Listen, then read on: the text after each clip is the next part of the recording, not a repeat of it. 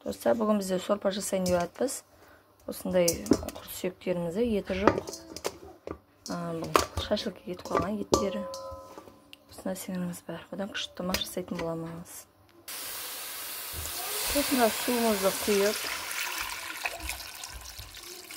Осында суымызды құйып, сосын бір қайнатып аламыз.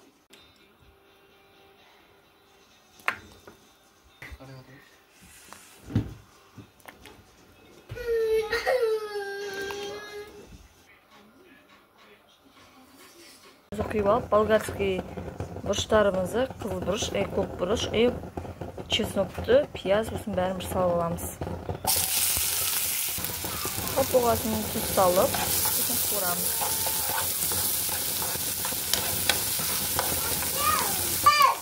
Қуырып болғаннан кейін осында свеклямызды теркадан өткеріп, оны да салып қуырып аламыз.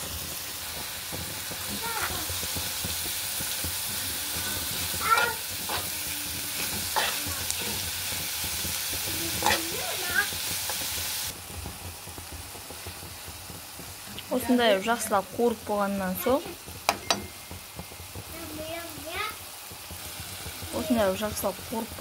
соң, астын өшіреміз. Қазанымыз жақсылап осылай қайнағаннан кейін сорпаламыз. Свеклямызды саламыз осыған.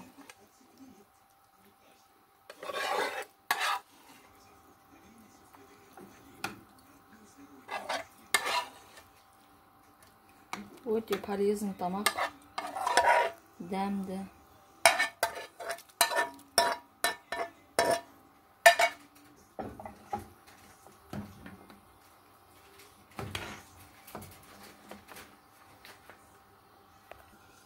Свекламыз жақсылап салып болғаннан кейін тағы бір қайнатамыз.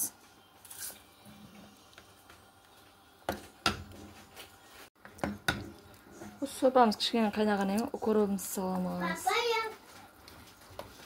Укроп жақсы дәм береді.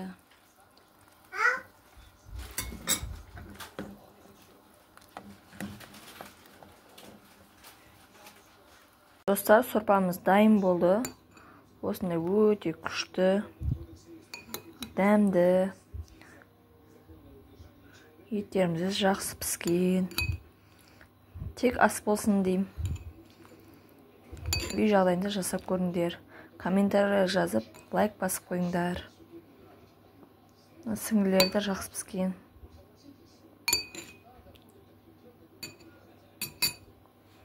Сендер де жеп көріңдер.